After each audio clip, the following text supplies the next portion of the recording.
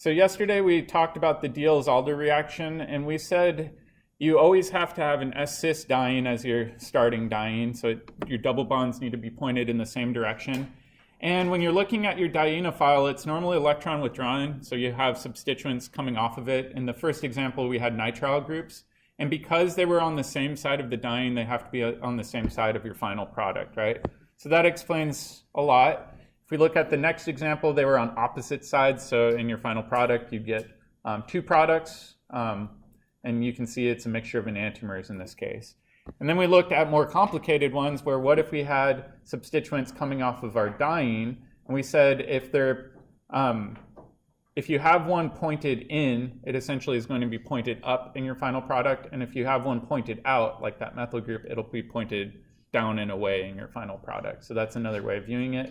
And sometimes students like seeing that side-on view, so if it helps you to draw that side-on view and that boat product, definitely go ahead and do that. So let's go ahead and jump into some new stuff today.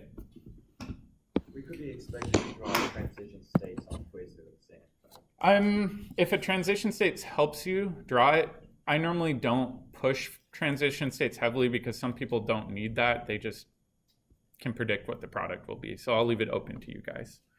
All right, now what we have to think about is regiochemistry. Previously, we were only looking at stereochemistry.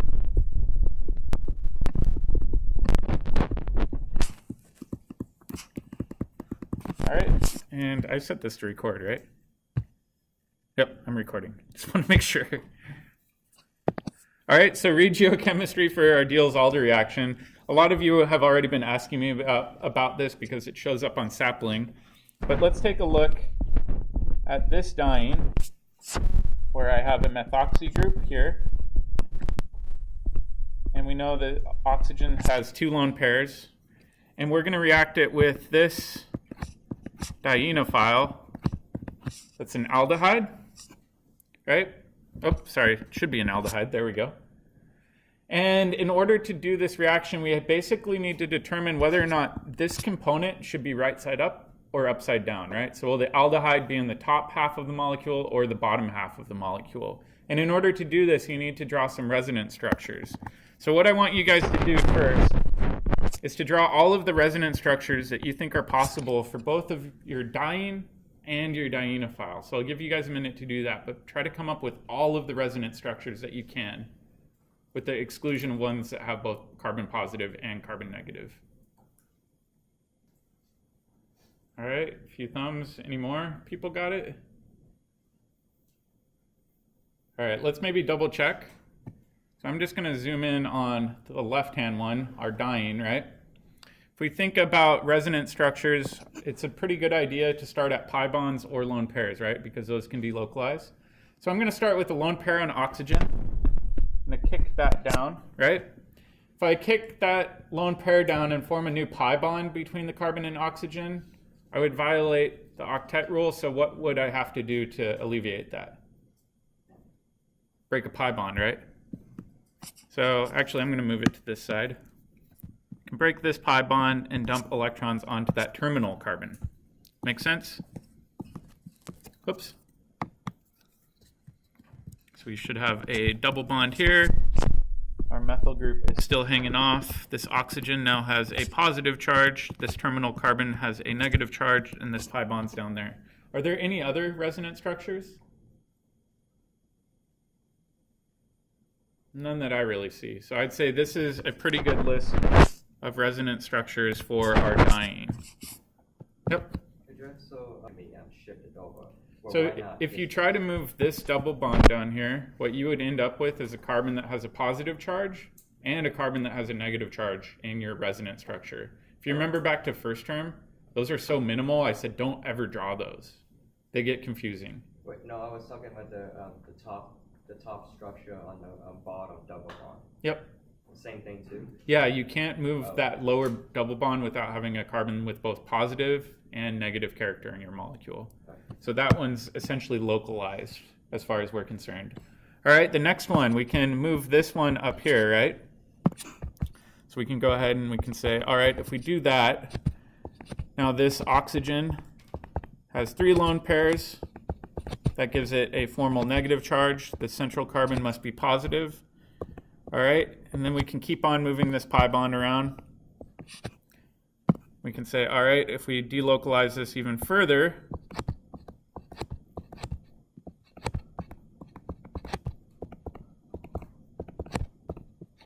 you can delocalize that positive charge to that carbon. Make sense?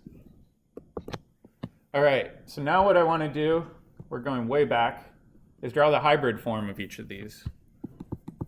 I know we haven't done this in a while. So if you think about it, we said that lower double bond is essentially localized. This upper bond, though, we know has partial pi bond character. And this carbon-oxygen bond has partial pi bond character. And we can say, let me clean this up a little bit. I don't like the way it looks. All right, and we can say quite clearly that this oxygen is partial positive, and this carbon is partial negative, right? So do you guys remember that going back to last term? A little bit of review. Let's do the same thing with our aldehyde on the right. Okay, so we've got our sigma bond network, and then we'll fill in our dashed double bonds. We know we've got a partial double bond here, and here, and here, right? So this oxygen's partial negative, this carbon's partial positive, and this carbon is partial positive as well. So we've got a lot of delocalized charges. All right, so now let's go back and look at our overall reaction that we're trying to accomplish here. So I'm just going to draw a line down this page really quick. We know we've got this diene. We've got a methoxy group coming off of it. We know that this carbon right here is partial negative. And we know both of these carbons that I'm highlighting in blue are going to be our reactive carbons, right? Okay, let's do the same thing with our aldehyde.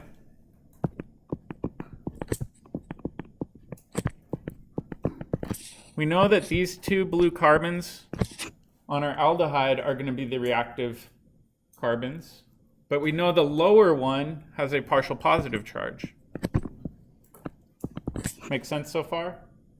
I'm not showing the other partial positives and negatives because they're not actually participating in the Diels Alder reaction.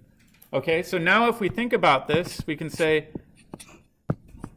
these are opposites, right? They're going to be attracted to one another.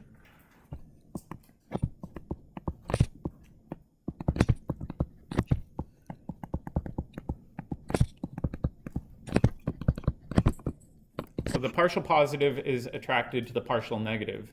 That means essentially we need to flip it upside down so that they can get as close to one another as possible.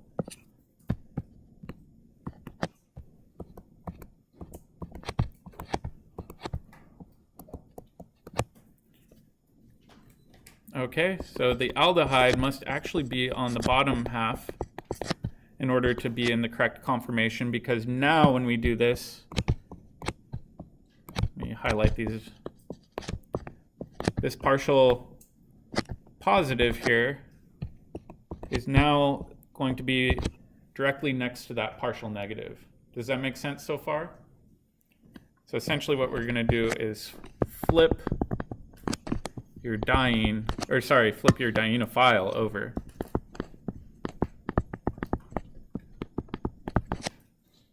Okay, so now we're ready to go. We've got a lot of work already figured out for us, but now we've got it in the correct conformation. But let's draw the full reaction mechanism for this.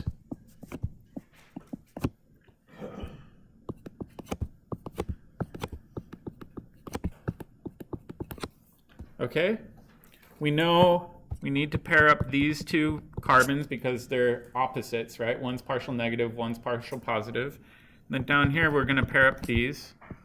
That means this one is going to slingshot its pi bond over. This pi bond will slingshot over, and this pi bond will slingshot over. So this is our mechanism.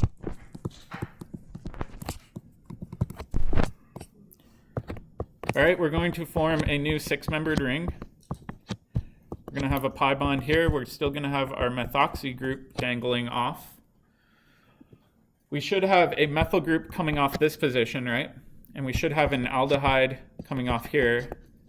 But what I haven't done is shown stereochemistry. So should the methyl group be a wedge or a dash, and should the aldehyde be a wedge or a dash? What do you guys think? There's going to be an answer, so one of them is going to dash one. They have to be opposite, right? So getting back to yesterday's lecture, that methyl group is on the opposite side of your dienophile as the aldehyde. That means in your final product, they need to be anti, right? So let's go ahead and draw this as an anti-conformer, meaning one will be a wedge, like that. And then the other one here will be a dash, and you'll end up with the mixture of enantiomers. So maybe that top methyl group is a wedge, and then the lower one is a dash. But the key thing here is we had to draw all of those resonance structures to figure out whether or not we needed to flip our dienophile upside down or leave it right side up. We had to match those two complementary pieces where one's partial negative and one's partial positive. So when you see that in sapling, if you see things that have groups hanging off of them, you may need to look at the resonance structures as well. Does that make sense? I know there's a lot going on with these. All right. Now what we've got to do is get even further than this. So regiochemistry is describing which carbon things are coming off of. Stereochemistry is describing dashes versus wedges. Now we need to go back and talk about the bicyclic ring systems that we sometimes form. And this has a goofy name. This is called Endo addition, E-N-D-O. All right. So I'll show you an example of this, and hopefully it'll make more sense in context. But in order to do this, I did want to do a warm-up problem. So we're going to do cyclopentadiene, and we're going to do maleic anhydride, which looks like this. This is our dienophile. Let's try to first do the mechanism, and then we'll see if we can draw the transition state and make sense of everything. So let's do the mechanism first and predict our product. Give me a thumbs up if you think you got the mechanism. All right, let's do the mechanism now. We know we've got these two carbons on our diene are going to react with these two on our dienophiles. So I really like doing the dashed line notation. I'm going to slingshot this all around in a cyclization reaction. And now we can go ahead and say, all right, we're going to be forming a six-membered ring. This carbon right there in green is going to be a roof. So we're going to show this as a roof right there. And I'll highlight this in green just so we can keep track of it. Just like before, we said these two bonds right here and here were two reactive carbons. So this is our new sigma bond. And this right here is our new sigma bond. All right, and now what we need to do is show the other half, right? The maleic anhydride. And so if we draw this here, oops, forgot my oxygen.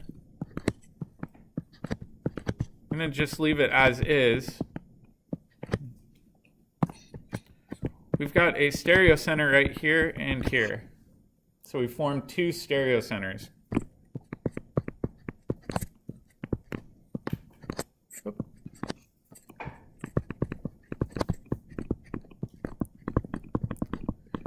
So what we need to do is to determine whether or not those stereocenters have the substituent, that maleic anhydride, pointed down or kind of pointed up towards us. And we kind of hit on this the other day, but the easiest way to see this is through that transition state structure. So let's do a side-on view of transition states.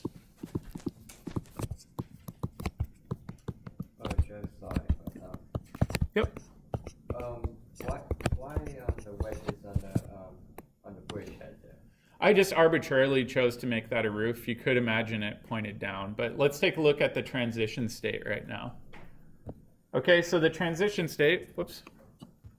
If we go ahead and draw this, you can imagine you've got your cyclopentadiene kind of hovering above your product. So this is our side-on view. And then underneath, you can imagine one situation where your maleic anhydride is kind of pointed out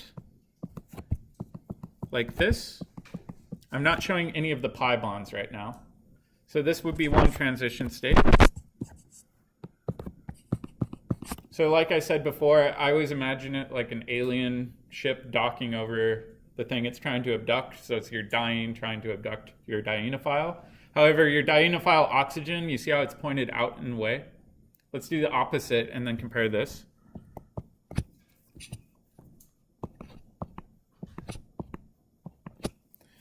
So this time we're going to have that oxygen kind of pointed in. So it's going to be tucked underneath.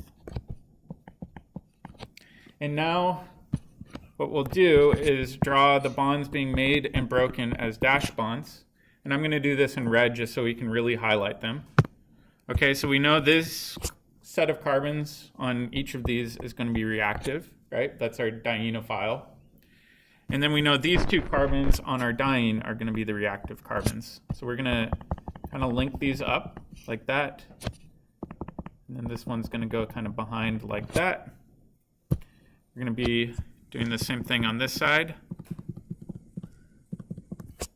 Like that. So can you guys kind of see that right now? Okay. Going to be breaking this pi bond, breaking this pi bond, making this pi bond, and we're going to be breaking that pi bond. So we know it's a big cyclization reaction. All right. So then the question is, why might one be more favored than the other? And the weird thing about this is that this oxygen portion of the molecule really likes to be underneath the ring system. So let's make a note of that.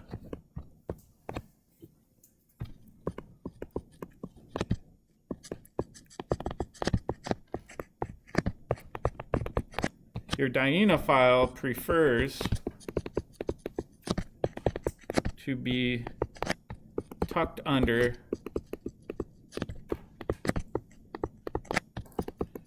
your diene. And the best way to imagine this involves some pretty fancy chemistry, so let me move this down and blow it up. You don't have to draw this. But do you see the one on the left-hand side, how the oxygen's tucked underneath? And the one on the right-hand side, the oxygen's kind of pointed out and away? The one where the oxygen's pointed underneath is called the Endo Conformation. And I'll describe what that means in a little bit more detail. But essentially what that allows is for the LUMO of your dienophile, to loosely interact with your diene. So it helps stabilize the transition state. That's the simplest explanation of this. So when we look at this, we could get two different products. The endo product, if you notice it, has this pointed down. And this one over here, it's kind of pointed out and away. Essentially, we prefer endo under most circumstances for a Diels Alder reaction. So let's go ahead and focus on that endo conformation and draw our product for up here.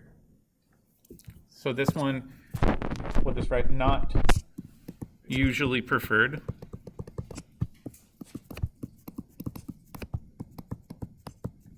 Is there two R's, one R? Two R's. Two R's? So not usually preferred. The one on the right is preferred. So now when we go ahead and we draw our final product, you're going to get that roof on top like we talked about. So we've got these red carbons right here. If you remember, this green carbon right there, we said is going to be our roof. Make sense so far? And we know that diene prefers to be kind of tucked underneath, or sorry, your dienophile. I keep on saying diene.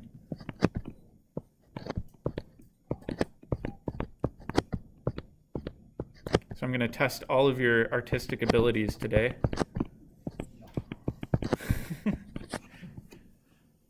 And this would be your final product.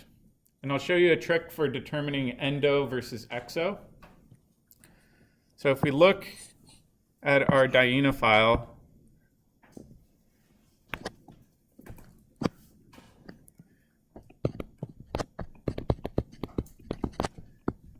It prefers to be closer to the longest bridgehead. So you see how the bridgehead right here with the double bond on it is 2 carbons long versus the green bridgehead only has 1 carbon.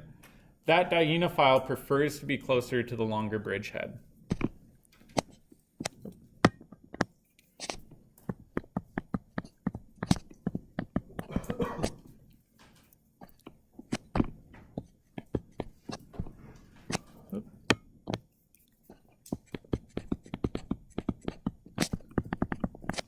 Be closer to the longest bridgehead,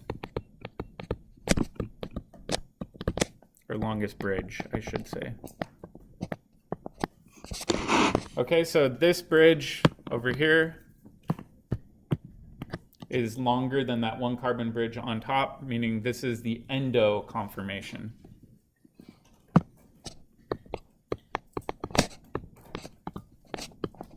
Exo is if it were pointed out in a way where those hydrogens are pointed.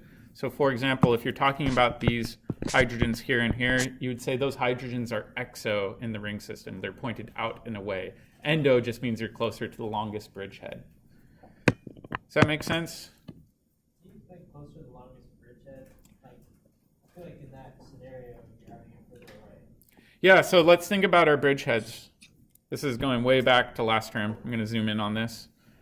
I've got a bridgehead right here and right here, right? If we think about the bridge path lengths, you've got this one in green. That's a 1 carbon bridge to go from one to the other. Versus the one over here, it takes 2 carbons to go from one bridgehead to the other. So it's basically saying your dienophile wants to be closer to that longer bridgehead portion of your final product. And experimentally, that's observed most of the time, although there are tricks chemists can do to flip this to one or the other. Okay, so now that we've got this, let's go back up and look at our formed stereocenters. Should this bond, for example, be a wedge or a dash in this conformation? A dash, right? And so what oftentimes students just remember is they remember the stuff hanging off the end is usually going to be a dash, assuming that your smallest bridge, meaning your roof, is pointed towards you, right? So let's go ahead and change these right now. So I'll erase this and this. We could say, in order to be endo, we must have that. And we've got these assumed hydrogens that must be wedges coming off these positions, right? Those were the exo hydrogens that I was talking about.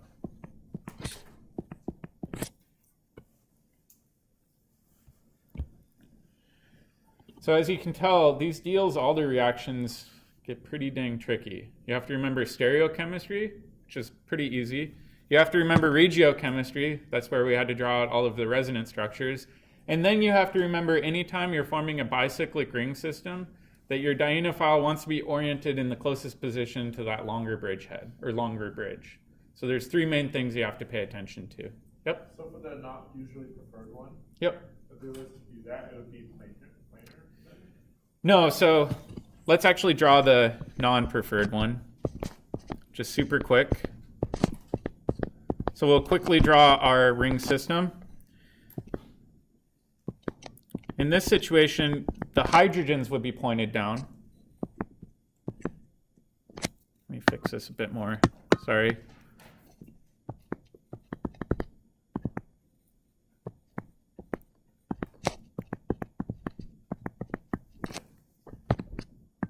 This would be your exo product.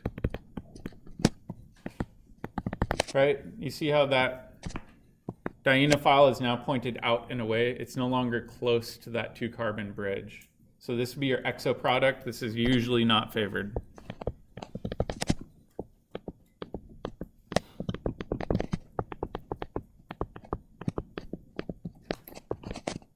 Usually your endo product is favored. Make sense? Okay. Yep. What were those 3 points again? So we have to do So stereochemistry was the first one, right? So if you look at your dienophile, the thing with the single double bond usually, If you have substituents that are electron withdrawing coming off the same side, that means they should be the same side in your final product. That was the first thing we did. That's normally pretty easy to predict, right? And then we looked at regiochemistry. Regiochemistry was the one where we drew all the resonance structures, and we had to find the sticky ends, right? So match the partial positive with the partial negative. That was the second thing. The third thing was if you form a bicyclic ring system, paying attention to your dienophile and whether or not it's closer to your longer bridge. Yeah. So it does get pretty complicated, and you can spend years studying this molecular orbital theory stuff, but we're not going to get super heavy duty into that today. Make sense? All right. I think we're going to skip the electrocyclization portion for right now. We'll come back to it later if we have time. But let's talk about more interesting stuff. We'll talk about color.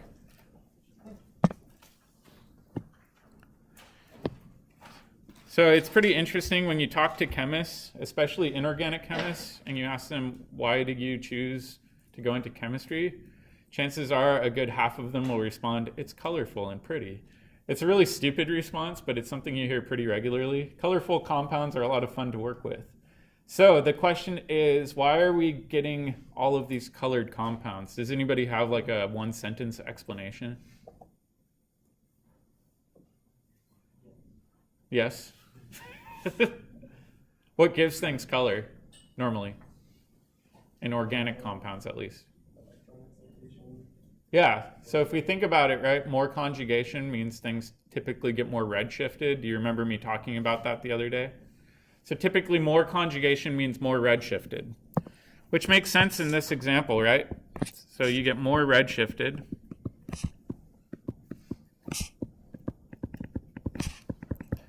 Because we have more and more double bonds in the system. If you remember back to a few lectures ago, I said that lowers the HOMO-LUMO gap. It takes less energy to excite an electron from your highest occupied molecular orbital to your lowest unoccupied molecular orbital. That means it doesn't require as high energy light to do it. And then we get into these weird ones where pentacene actually starts doing the opposite. It starts going blue shifted.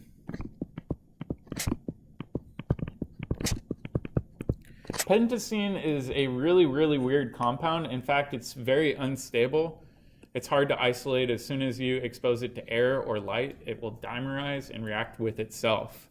And the reason for this has to do with the fact that pentacene isn't best represented in that form. So let's draw a different molecule of pentacene. Pentacene, whoops, can be better shown as this.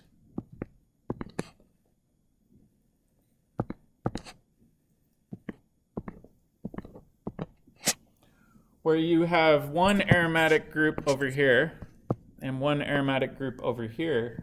So in reality, pentacene actually behaves like two naphthalene units that are essentially tethered together through a biradical. And this gets into this weird behavior where the longer you have it, it becomes so reactive, it actually starts to behave very strangely. So pentacene is kind of the weird exception where as soon as you start adding more and more and more and more conjugation, you actually destabilize it and it will react with itself or act more like a biradical. So if you notice, I had two unpaired electrons, one on the top and one on the bottom of pentacene.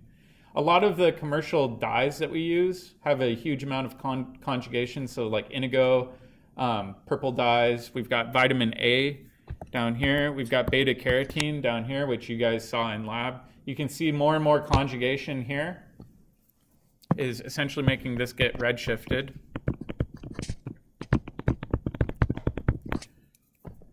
And that can be used to basically custom design a dye or a pigment to have a certain wavelength.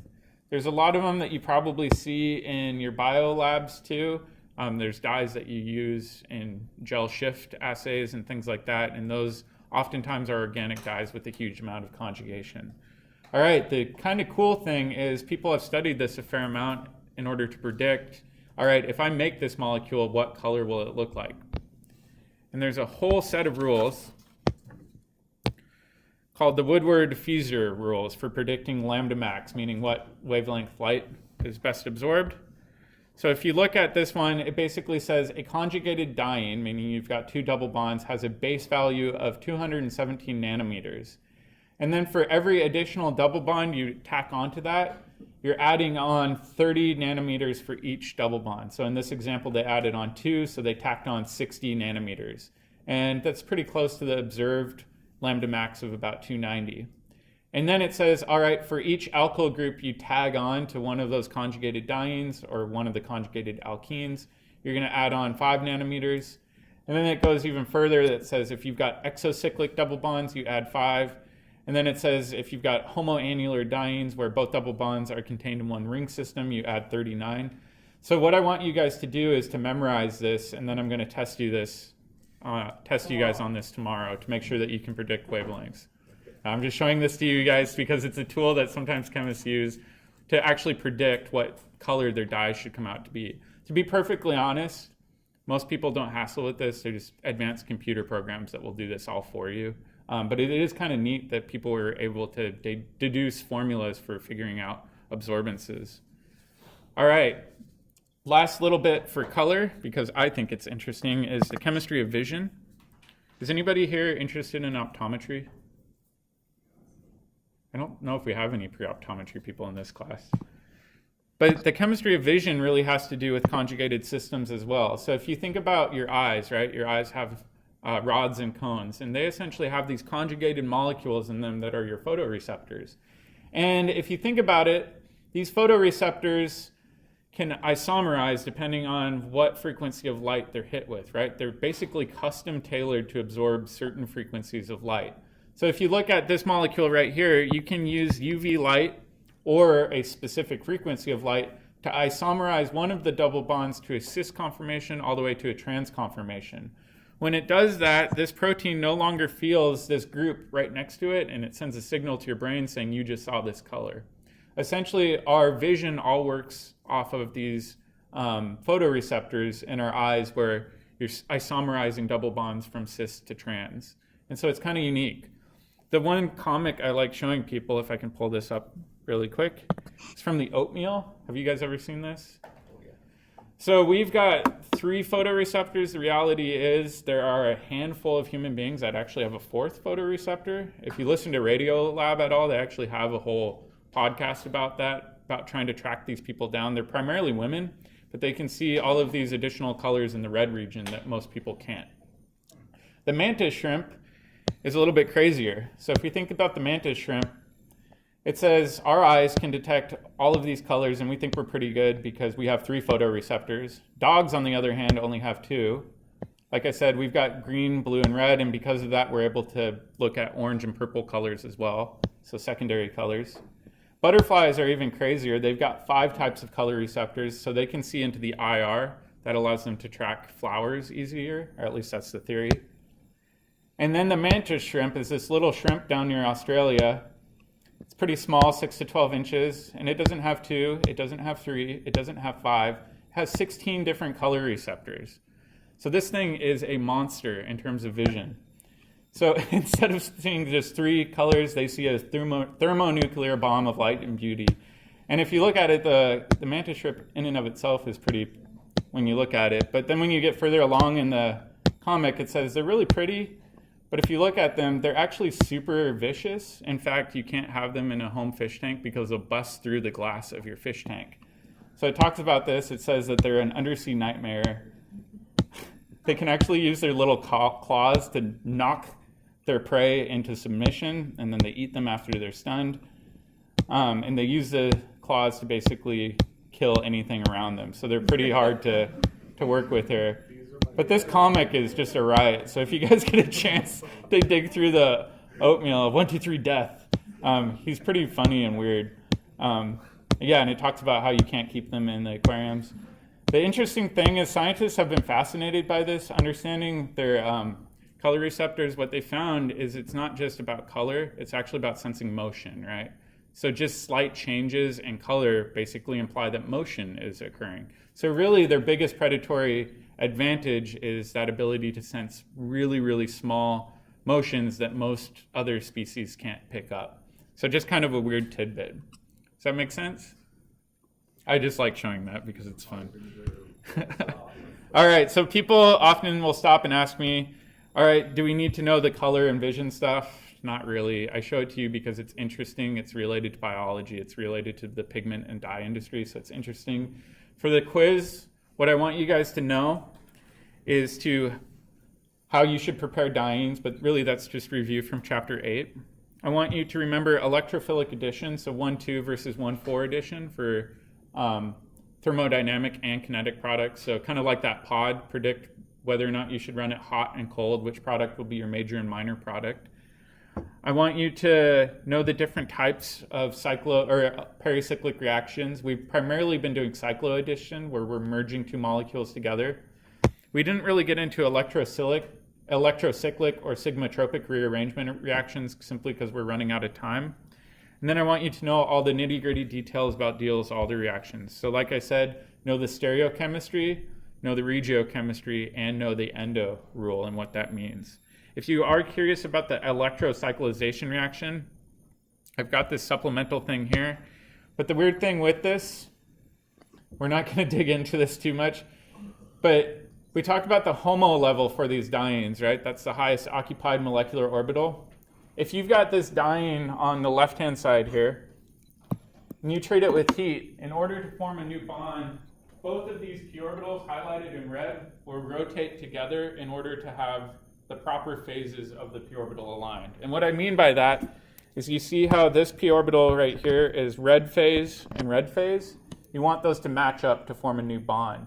That essentially means that one of these methyl groups is getting twisted up, the other one is getting twisted down to allow these to interact with one another.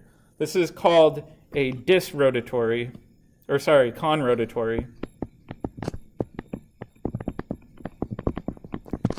reaction. And in this case, this can be done with heat. It just occurs naturally when you warm the system up. So if you notice, we've got a wedge and a dash right here. Okay, the crazy thing with these, and the Nobel Prize was awarded in, I think, the 80s for discovering this, is what happens if you excite this same system with light. Now, all of a sudden, you've excited one of these electrons up to the HOMO level. And so now when you look at it, we're trying to match up this phase with this phase, and the best way to do that is actually to turn them into one another, right? So you're rotating them both inward, and when you do this, the methyl groups now are spinning up, and they're pointed in that upper conformation. So this is called disrotatory, meaning they're not rotating in the same direction. They're not both going clockwise or counterclockwise.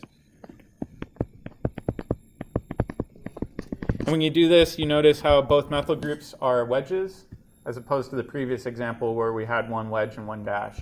So it's pretty interesting with these electrocyclic reactions. We can actually control the stereochemistry for some of them using light or heat. I decided not to spend a lot of time on this. I'm not going to quiz you on this, but you may see this in your upper level chemistry classes, so I did want to briefly present it to you. All right, I know we tried to cram a lot in before the quiz, but if you guys have any questions tonight, you're more than welcome to email me and I'll try to address them. Like I said, focus on Diels Alder reactions and focus on the conjugate addition reactions that we did in our last pod.